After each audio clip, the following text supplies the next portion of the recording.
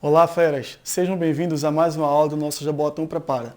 Eu sou o professor Everton Silvestre e vou trabalhar com vocês a disciplina de língua portuguesa. Para hoje, pessoal, a gente vai trabalhar o capítulo 3. O capítulo 3 foi dividido em duas partes, então hoje a gente vai trabalhar a parte 1 e em seguida a parte 2.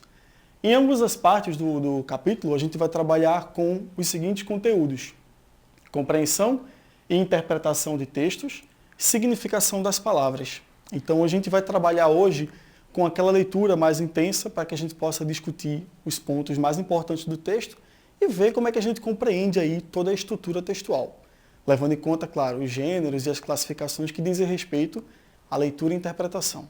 Vamos comigo? Olha só, esse texto aqui a gente vai reler, né? Vamos revisitar esse texto porque nós já tínhamos lido ele no capítulo 2 e chama-se Versos Íntimos de Augusto dos Anjos. Vamos comigo? Versos íntimos. Vês, ninguém assistiu ao formidável enterro de tua última quimera. Somente a ingratidão, esta pantera, foi tua companheira inseparável. Acostuma-te à lama que te espera. O homem que nesta terra miserável mora entre feras, sente inevitável necessidade de também ser fera. Toma um fósforo, acende teu cigarro. O beijo, amigo, é a véspera do escarro. A mão que afaga é a mesma que apedreja. Se alguém causa ainda pena à tua chaga, apedreja essa mão vil que te afaga, escarra nessa boca que te beija. Augusto dos Anjos. Bom, pessoal, a questão que se refere a esse poema está aqui na tela. Vamos acompanhar aí comigo. Em relação aos sentidos das palavras retiradas do poema, Versos Íntimos, do poeta paraibano Augusto dos Anjos, é correto afirmar que esse tipo de questão, pessoal, pode ser feito por eliminação. A gente vai observando cada item, de 1 até o 5, e vamos percebendo aqueles que são mais evidentes, aqueles que de fato são verdadeiros, já vamos eliminando as proposições em que eles não estão, ok? Então vamos lá, para a questão, volta aí, inicialmente aí no item 1. O vocábulo formidável, no primeiro verso, tem como sinônimo admirável. Exatamente, a gente avalia aqui pelo contexto, né? O primeiro verso está aí na telinha de vocês, ó. Vês, ninguém assistiu ao formidável enterro de tua última quimera. Então, pelo contexto, a gente consegue perceber que a palavra admirável, né, se aproxima aí no sentido de... aproxima-se o sentido com o termo formidável, né? Item 2 agora. Quimera, no segundo verso do poema, pode significar fantasia ou alucinação. Então, a gente vê aí pelo contexto, né?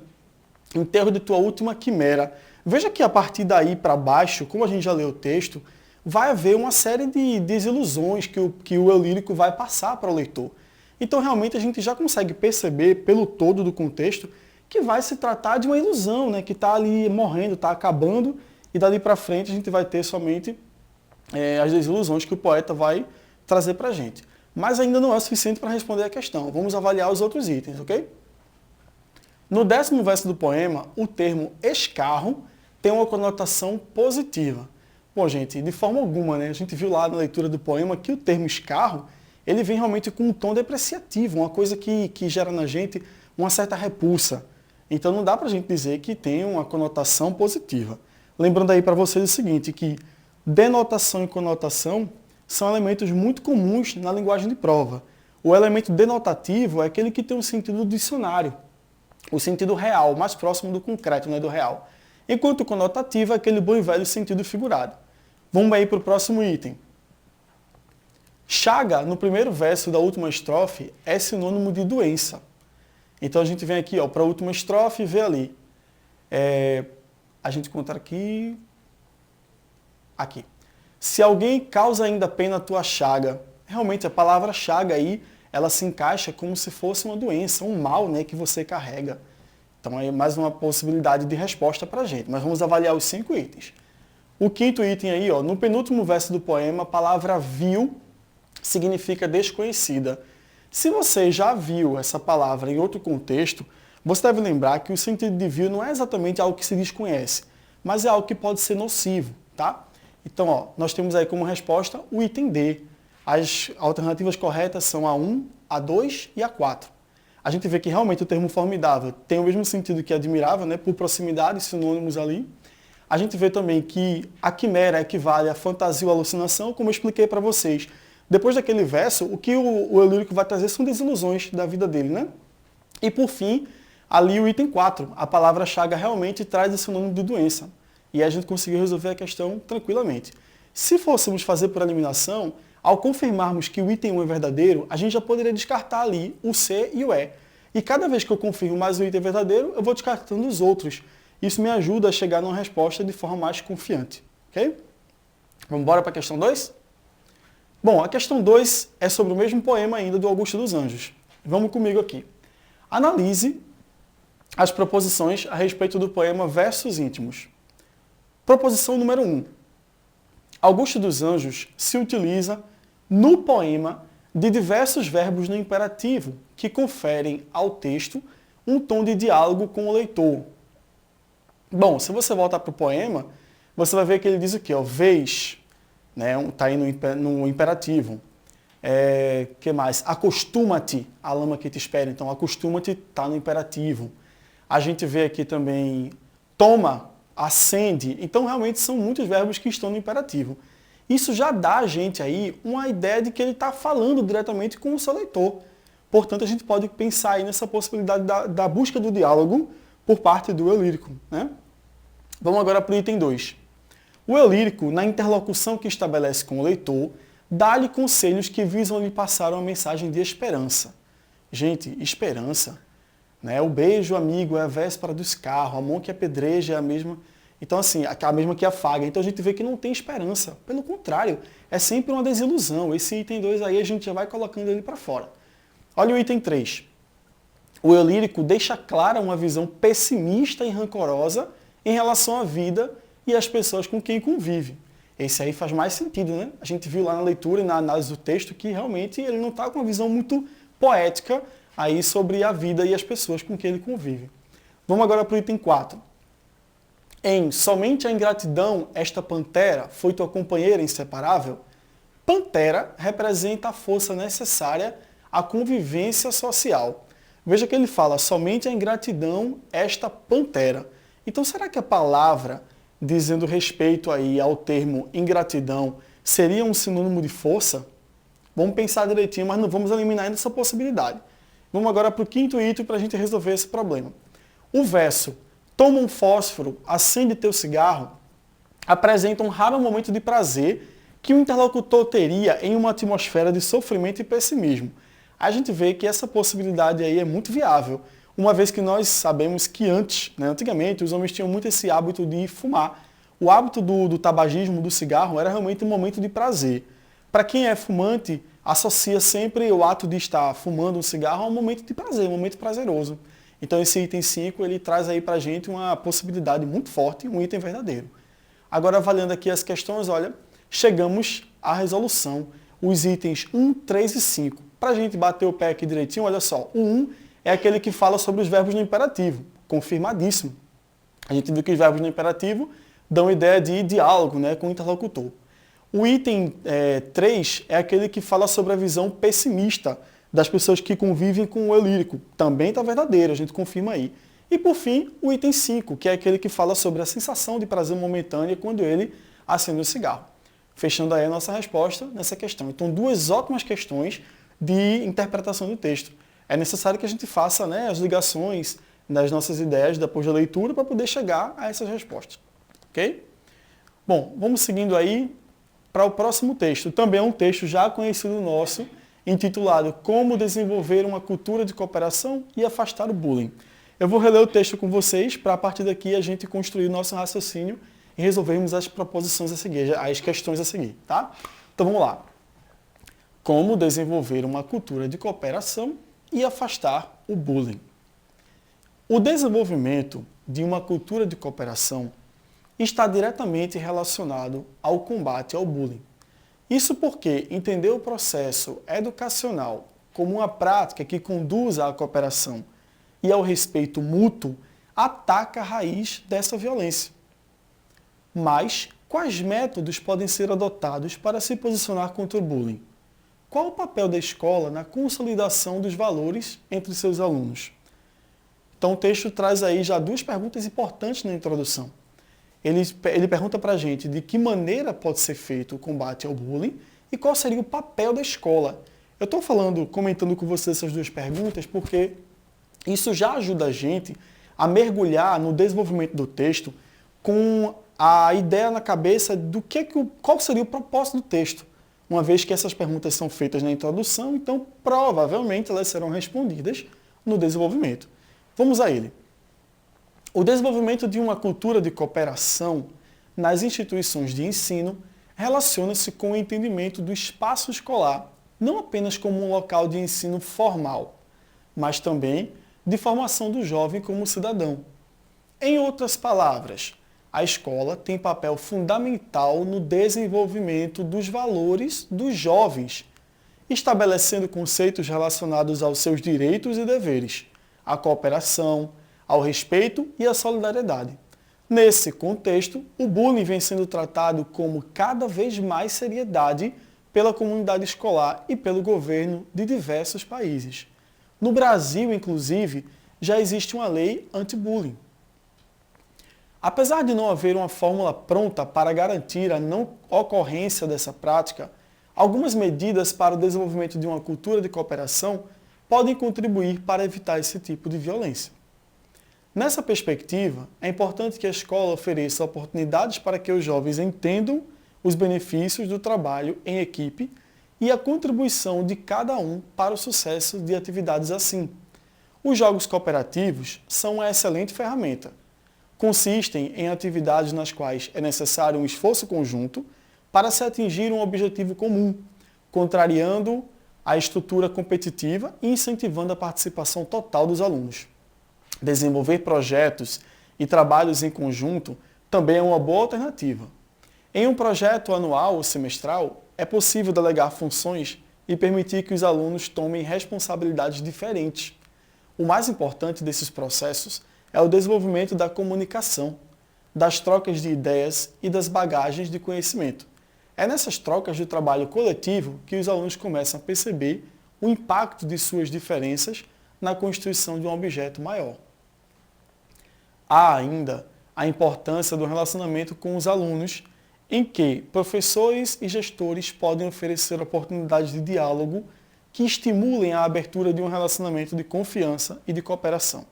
Nesse sentido, é imprescindível que a escola trabalhe temas como bullying e respeito às diferenças em campanhas com apoio da coordenação pedagógica, aulas expositivas, debates, palestras e outras atividades podem compor a ação.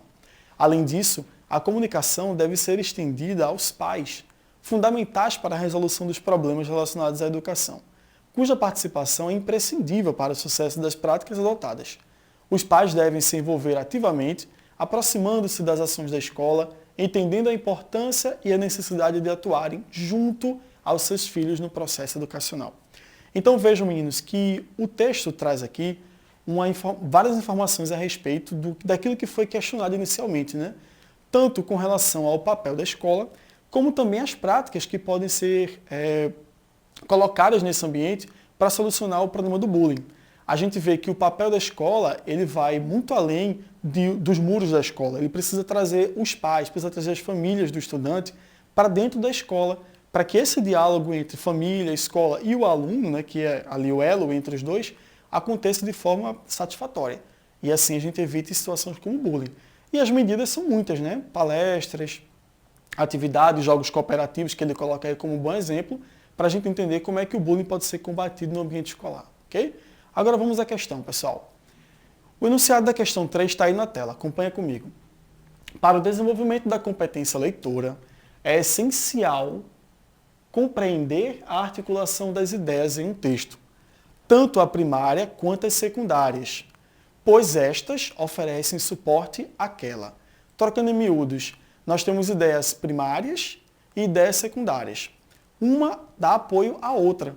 A gente precisa entender que o texto não funciona como uma única ideia. São várias ideias que vão se associar para a gente chegar aí na compreensão como um todo. Então não dá para desprezar nada. O texto tem que ser aproveitado como um todo. Voltando para o enunciado, para a gente pegar agora o comando. Considerando essa explicação, é correto afirmar que a ideia principal do texto 2 é... Gente, ideia principal, ok? Então a gente tem que avaliar o texto como dizia ali agora na tela anterior, como um todo. Vamos pensar na ideia primária, nas ideias secundárias, como é que elas se relacionam para a gente conseguir chegar ali no cerne da questão, o miolo do texto, a parte mais importante, a ideia principal. Então vamos avaliar aqui os itens. Olha só o item A. A inserção dos jogos cooperativos como uma excelente ferramenta que estimula o esforço conjunto dos estudantes para se atingir um objetivo comum, contrariando a estrutura competitiva e incentivando a participação total dos alunos. Esse item A, pessoal, está lá no texto. Ele é uma das ferramentas que a gente pode utilizar para combater o bullying na escola, mas ele não é a ideia principal do texto. Não dá para a gente pensar que o texto foi escrito com o objetivo de falar da importância dos jogos cooperativos. Isso aí faz parte do processo, ok? Olha só o item B agora. A importância do relacionamento entre professores, gestores e alunos, em que oportunidades de diálogo sejam oferecidas para estimular a abertura de um relacionamento de confiança e de cooperação entre todos. Também faz parte do texto, porém não dá para a gente pensar que é a ideia principal. Isso aí é mais uma das medidas que podem ser tomadas para a gente combater o bullying. Olha só o C agora. A comunicação entre escola e família, expondo que é fundamental que os pais estejam cientes dos problemas relacionados ao bullying, para que eles se envolvam ativamente e aproximem-se das ações da escola. Aqui a gente agora tem uma situação um pouquinho diferente. A gente vê que no todo, realmente, o texto busca mostrar para a gente o papel da escola.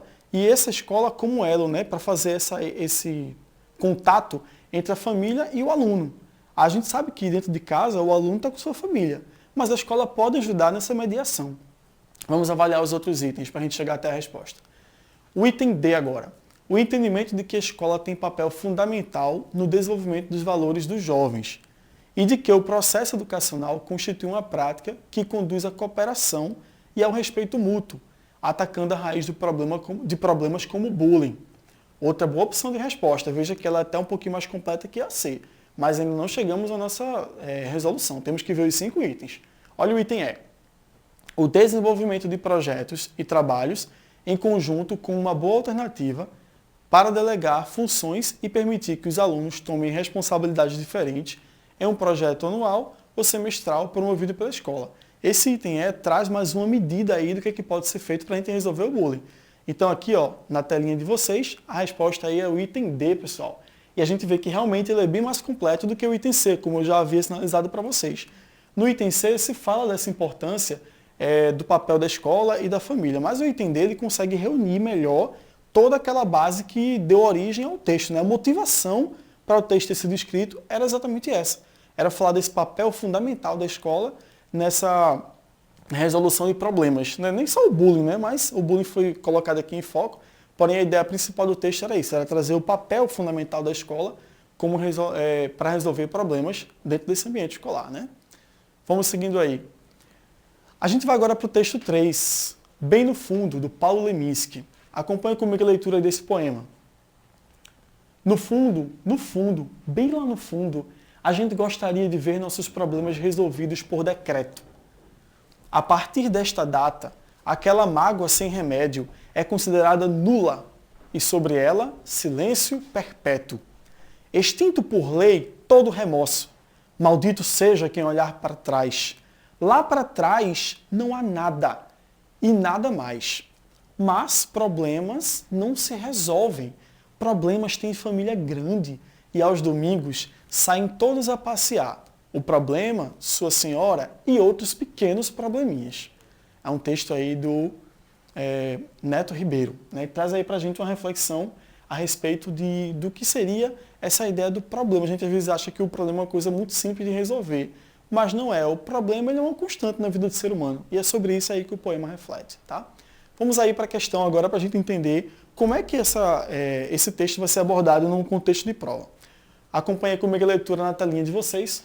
As palavras destacadas nas expressões, aí nós temos aqui a primeira expressão, silêncio perpétuo, segunda estrofe, e extinto por lei, terceira estrofe.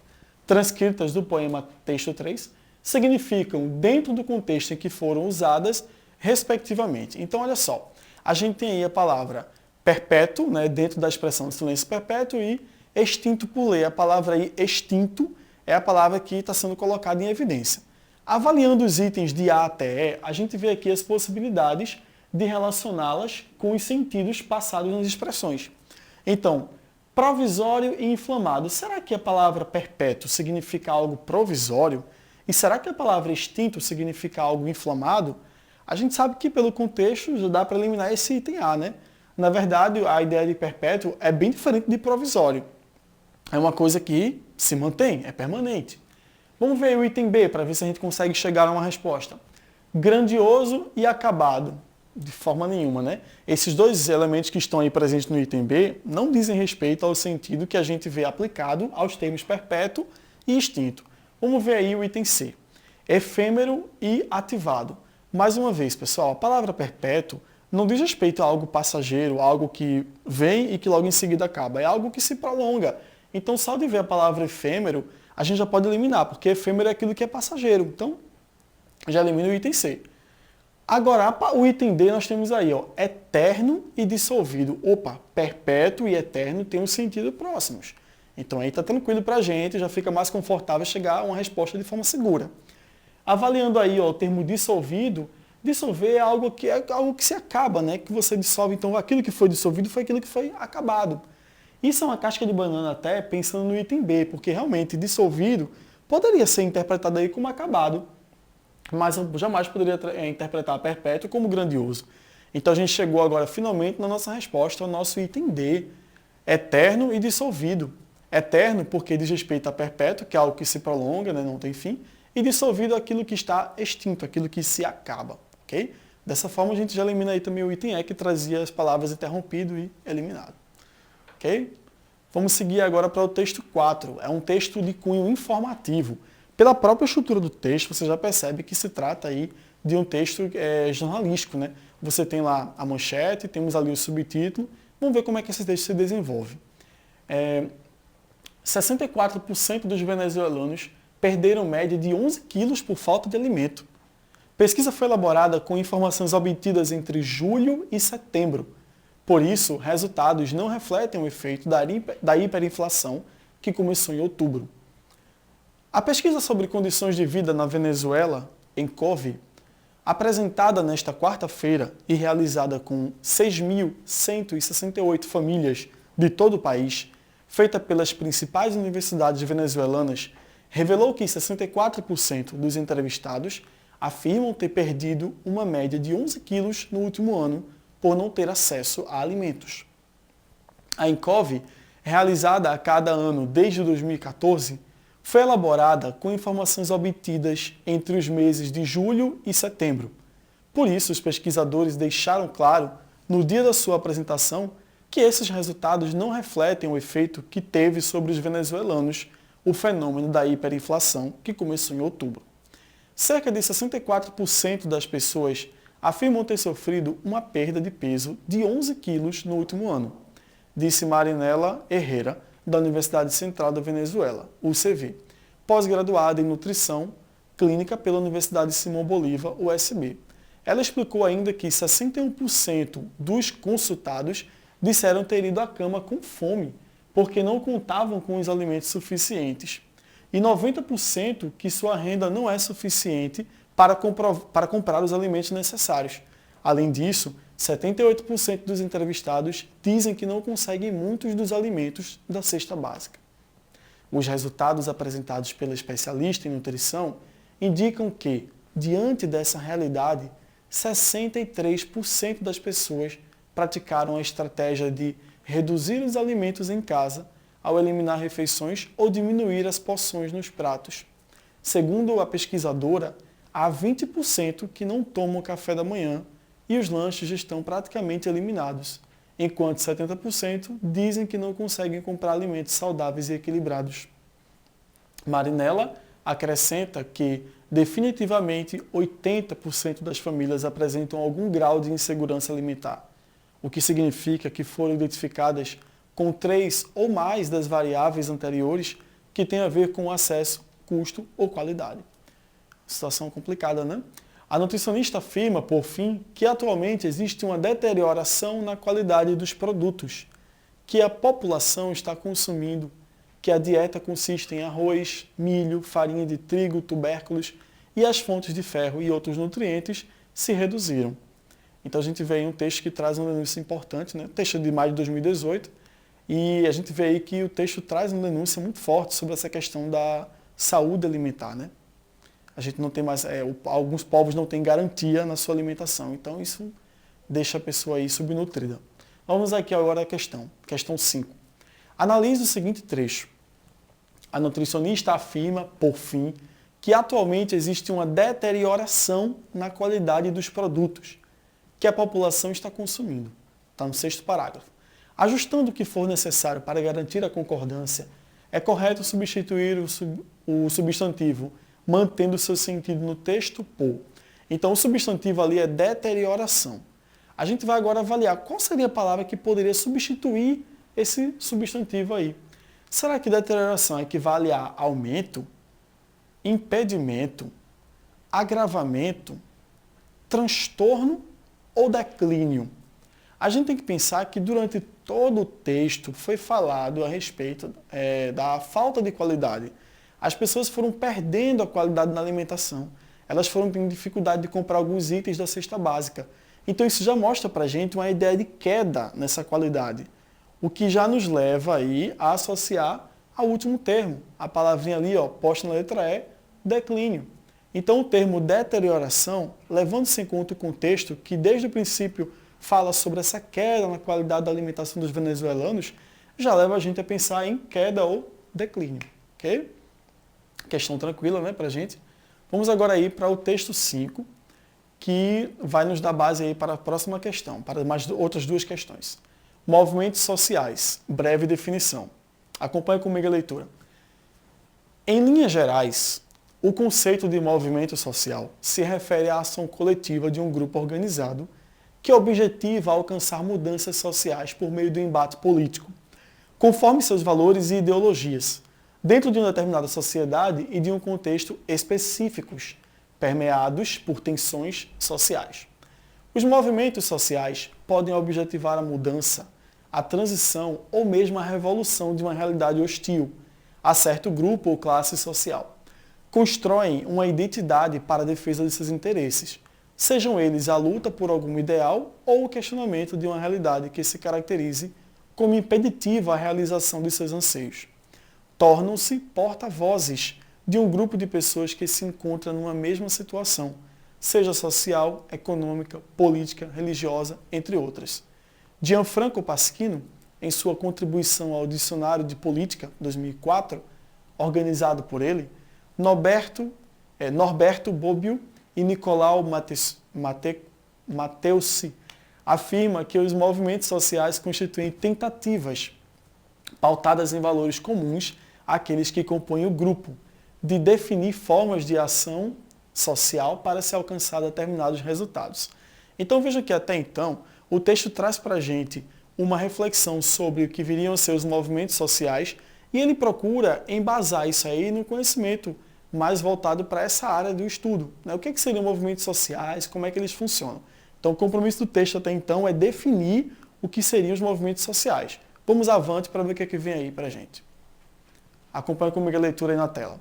Por outro lado, conforme aponta Alain Touraine, aí eu queria chamar a atenção de vocês para um detalhe. Observe que ele coloca ali, por outro lado. Essa expressãozinha já indica para a gente que vai ser algo um pouquinho diferente do que a gente viu no começo.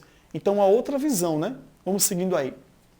Na obra Em Defesa da Sociologia, de 1976, para se compreender os movimentos sociais, mais do que pensar em valores e crenças comuns para a ação social coletiva, seria necessário considerar as estruturas sociais nas quais os movimentos se manifestam. Cada sociedade ou estrutura social teriam como cenário um contexto histórico ou historicidades, no qual, assim como também apontava Karl Marx, estaria posto um conflito entre classes, terreno das relações sociais, a depender dos modelos culturais, políticos e sociais. Assim, os movimentos sociais fariam explodir os conflitos já postos pela estrutura social, geradora por si só da contradição entre as classes, sendo uma ferramenta fundamental para a ação com os fins de intervenção e mudança dessa estrutura. Então perceba aí que agora esse novo personagem aí, presente no texto, o Alain Touraine, ele vai trazer para a gente uma ideia bem interessante de que os movimentos sociais eles estão ligados a um contexto. Então existe toda uma história por trás do surgimento daquele movimento. Ele não surge à toa. E, obviamente, ele está ali associado a essa conjuntura, né? Essa história, as necessidades daquelas pessoas para que esse movimento possa despertar. É uma informação importante aí também para a gente. Vamos agora para o próximo parágrafo, acompanha comigo aí na tua tela. Olha só. Dessa forma, para além das instituições democráticas, como os partidos, as eleições e o parlamento, a existência dos movimentos sociais é de fundamental importância para a sociedade civil enquanto meio de manifestação e reivindicação. Então, é mais uma informação importante, né? Os movimentos sociais são muito importantes para garantir esses direitos, né? Vamos seguindo, então. Podemos citar como alguns exemplos de movimentos o da causa operária, o movimento negro contra racismo e segregação racial, o movimento estudantil, o movimento de trabalhadores do campo, o movimento feminista, os movimentos ambientalistas, os da luta contra a homofobia, os separatistas, os movimentos marxistas, socialistas, comunistas, entre outros. Alguns desses movimentos possuem atuação centralizada em algumas regiões, como no caso de movimentos separatistas na Europa. Outros, porém, com a expansão do processo de globalização, tanto do ponto de vista econômico quanto cultural, e a disseminação de meios de comunicação e veiculação da informação, rompem fronteiras geográficas em razão da natureza de suas causas, ganhando adeptos por todo o mundo. A exemplo, o Greenpeace, movimento ambientalista de forte atuação internacional. A gente sabe, né, o Greenpeace é aquele grupo de ambientalistas que trabalham por uma causa muito maior, em defesa do planeta, né, da biodiversidade do nosso planeta Terra. Então você vê que ultrapassa realmente fronteiras e muitas pessoas no mundo inteiro são adeptos à causa do Greenpeace, porque é uma causa de todos nós, né? A existência de um movimento social requer uma organização muito bem desenvolvida, o que demanda a mobilização de recursos e pessoas muito engajadas. Os movimentos sociais não se limitam a manifestações públicas esporádicas, ou seja, protestos, mas trata-se de organizações que sistematicamente atuam para alcançar seus objetivos políticos, o que significa haver uma luta constante e de longo prazo. Então o movimento social não é só aquele protesto que você fez naquele determinado momento. Existe toda uma estrutura por trás, é uma busca constante em prol de alguma coisa bem significativa. Isso é que pode ser considerado movimento social. Fechando aqui, dependendo da natureza da causa. Em outras palavras, os movimentos sociais possuem uma ação organizada de caráter permanente por uma determinada bandeira. Então a gente vê aí que existe um propósito, né? Esse propósito é aquele que vai motivar as pessoas a prosseguirem com o movimento.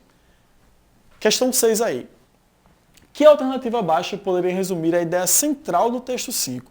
Gente, mais uma vez, estamos falando em ideia central. A gente acabou de ler o texto e fomos fazendo ali algumas reflexões em cima do que nós fomos lendo. Normalmente a gente faz isso em cima de cada parágrafo lido, porque o parágrafo ele comporta uma ideia principal dentro de sua estrutura e as secundárias. Então, depois que a gente refletiu sobre a leitura, vamos aqui para os itens. Olha o que diz o item A. Os movimentos sociais compreendem as reivindicações de grupos formados por feministas ou pessoas homoafetivas. Parcialmente correto. Será que isso existe? Olha só. O que acontece é o seguinte, nós temos uma informação verídica, porém não é a ideia principal do texto. A gente sabe que existem grupos de feministas e de pessoas homoafetivas que mantêm movimentos sociais em busca de suas causas específicas. Mas essa não é a ideia principal do texto. É aquela história. O texto não foi construído como um todo apenas para nos trazer essa informação, ok? Vamos para o item B. A gente tem que ver aquele item mais geral, né, que abrange mais coisas do texto. Olha o item B. Os movimentos sociais precisam de uma organização que assegure a mobilização de recursos e a participação de pessoas engajadas. É uma verdade, os movimentos eles precisam, né, ter realmente essa organização, pessoas que se engajem no movimento para buscar. Mas será que essa é a ideia principal do texto? Será que o objetivo do texto, ao ter sido redigido, era trazer essa informação para a gente? Vamos para o item C. Os movimentos sociais consistem na ação de grupos que atuam de forma permanente para assegurar os direitos políticos. Bom, esse item aí, da letra C, já é bem mais diferenciado, né? Ele fala aí dessa questão de direitos políticos, ou seja, aqueles direitos que são garantidos pela Constituição, né? E a gente sabe que tudo que é de direito nosso, a gente deve correr atrás, deve brigar para ter nossos direitos garantidos. E isso é o que motiva, né, o que motiva as pessoas a fazer esses movimentos sociais. Então esse item C aí ele é bem mais abrangente. Vamos ver os demais. O item D fala o seguinte: os movimentos sociais são uma instituição democrática cujas ideologias são alimentadas por partidos políticos. Não necessariamente, pessoal, não é uma regra. Ah, tem que ser um partido político para alimentar a ideia do movimento social. Normalmente a gente vê que o movimento social surge da própria população. Então a sociedade, de modo geral, se reúne em prol de alguma coisa. Aí já quebra aí a letra D, né? Vamos ver o item E agora. Os movimentos sociais não podem ser separados das estruturas sociais através das quais se desenvolvem. É um item que também tem todo sentido, né? Faz sentido sim essa informação, porém, aquele que melhor comporta assim, a ideia central do texto, aquele que melhor reúne as informações mais relevantes, o objetivo de ter se escrito esse texto é o item C, que fala sobre essa questão de assegurar direitos políticos. É nessa ideia que os movimentos sociais surgem. Pessoas engajadas num grupo que tem uma busca permanente para quê? Para garantir, assegurar, né, esses direitos. Ok? E aí a questão 7 é a nossa última questão aqui do capítulo 3, parte 1, que diz para a gente o seguinte, ó, contextualmente a palavra bandeira, está na referência 7 lá do texto, no quarto parágrafo, equivale ao sentido da palavra flâmula, ideal, estandarte, identidade e emblema. Vamos voltar lá nessa marcação de número 7. No finalzinho aí do texto, ó, as 3 últimas linhas comportam esses pedacinhos. Em outras palavras, os movimentos sociais possuem uma ação organizada de caráter permanente e por uma determinada bandeira, pessoal. Ou seja, os movimentos sociais, eles têm uma bandeira. E o que seria essa bandeira?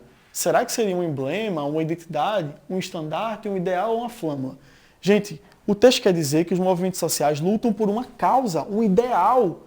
Existe ali toda uma ideologia, eles estão em busca de algo que seja finalizado naquilo que eles desejam. Então essa ideologia, o sentido que leva eles a buscar, está composto aí nesse item B, que é o ideal. É o ideal. A gente não está buscando uma identidade, não está buscando um símbolo, um estandarte, não. A gente está buscando uma ideia. É uma questão de ideologia. Por isso que a palavra ideal é a que melhor comporta aí o item bandeira naquele contexto. Tranquilo? Bom, pessoal, por hoje é só. A gente acabou de ver aí o capítulo 3, primeira parte, e a gente se encontra na segunda parte do mesmo capítulo. Um grande abraço para vocês e bons estudos.